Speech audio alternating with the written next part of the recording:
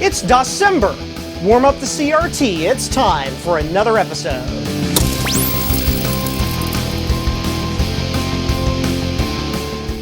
This is my Tandy 1000TX. It's been on my shelf since I got it 20 years ago. All I know about it is that it turns on and it has a hard drive. Let's rediscover this old computer together. So you may be wondering, why in the heck did I have this thing for 20 years and never actually turn it on and try to use it? Well, the main reason is I got this without the keyboard. And as many of you probably know, the Tandy 1000 series uses a proprietary keyboard connector and protocol. So you can't just use any old keyboard on it. You have to have the actual keyboard that came with the machine. Well, a few months back, I saw a video by Adrian Black of Adrian's Digital Basement. Super awesome dude. You probably know him. If you don't, go watch his videos. Where I saw this video where he made an adapter using just some off-the-shelf components, basically, to be able to use a standard PS2 keyboard on the Tandy 1000. And that got me thinking, I might as well try to put one of these adapters together and see what the heck is going on with this computer. So that I've done that. I went ahead and made one of those connectors. If you want to see how to make one of those, I'll put a link to his video in here somewhere. And so you can go and check that out, see how I made this. But I made one of those adapters, so let's go ahead and plug it in. And then we will turn the computer on and, for the first time in 20 years, see what's up about this computer.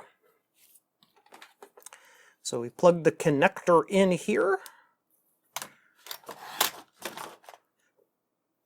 Plug this in down here. All right, let's turn it on.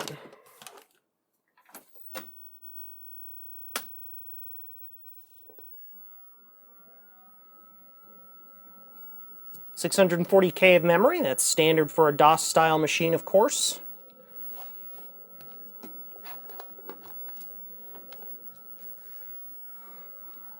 BIOS ROM, MS-DOS 3.2, which is a, if I remember correctly, this is, Tandy version 3.20.22. This is a customized version specifically for the Tandy 1000, because the Tandy 1000 is, it's not fully MS-DOS compatible or fully Windows compatible. It's a little, or I shouldn't say Windows compatible, I mean PC compatible. It's a little bit different. Closer to an IBM PC Junior, if memory serves. So it's got a custom version of DOS. Now it's asking us for the new date. Can we hit enter and make it go past the date? Ha ha ha ha! So now we see a list of what's on this computer. For the first time in 20 years, I get to actually take a look at this computer. So we're going to shift camera angles here so we can see the screen and go through some of the options we have here.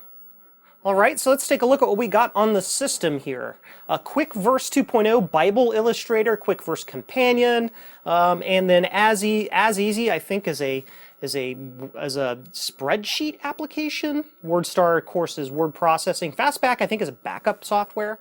Checking, remove Quick Verse Companion. Why would you? Anyway, and list of games. Okay, that's great. So there's some cool stuff on here.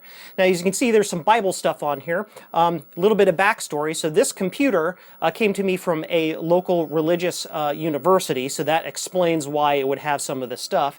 In addition, if memory serves, it also came from the accounting department. So that explains why it would have some of the checking and stuff. So I'm probably not going to launch the checking application because for all we know, this thing's got financial data in it from a billion years ago from that college. I don't want to put that out on the internet.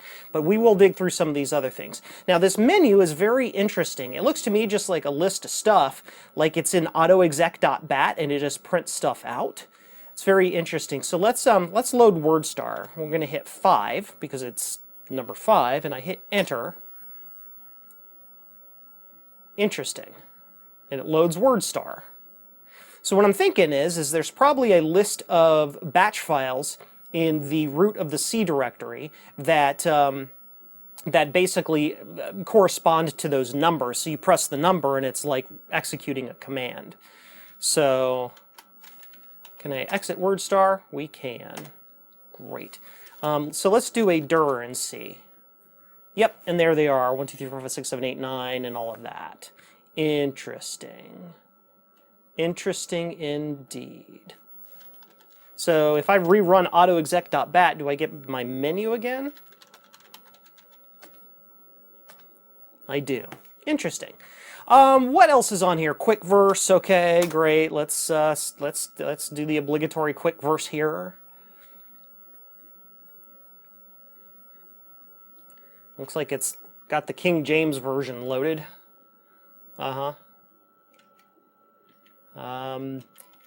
Yep, there we go. Wow, that is literally just the Bible. Okay, I didn't intend this to go actually religious on us here, but there we are. And now it's got some games, so let's take a look and see what games they're on here. Solitaire, Tetris, chess, Bible Cube, Pac-Man. Which one do we want to play? I don't know. Let's play Frogger, because I am horrible at all other games ever. Turn on color monitor. Ooh, we have sound. Keyboard. Level of play. 4.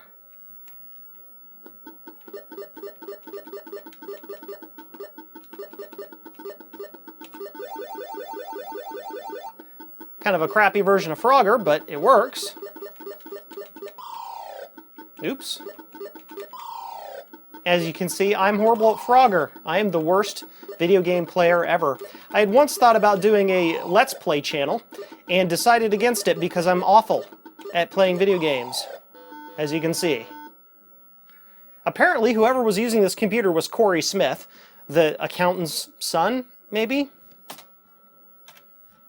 I don't know. So we're not going to try Frogger again. So what else do we have here? We have Tetris. Let's play Tetris, yeah. Do you want to use the joystick? No, because I don't have one.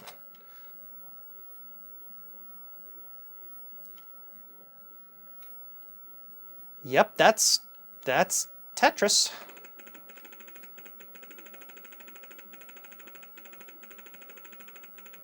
Cool. Are you gonna load? Is it loading? Hello? In Soviet Russia, Tetris plays you.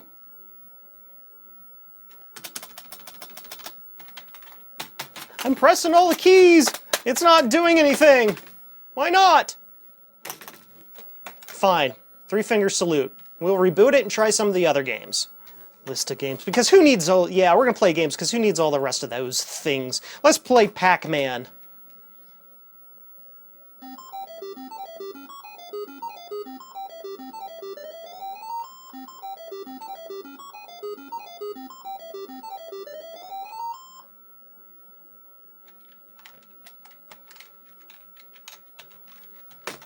Is it gonna go?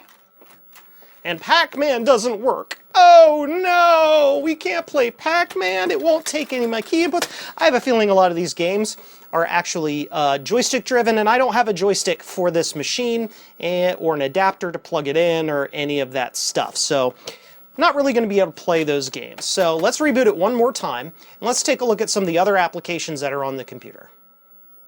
Oh, I don't know. Let's look at As Easy. What is this? Is this a spreadsheet application, if memory serves? Uh-oh, it's shareware. I think we're a little bit beyond the 30-day evaluation period.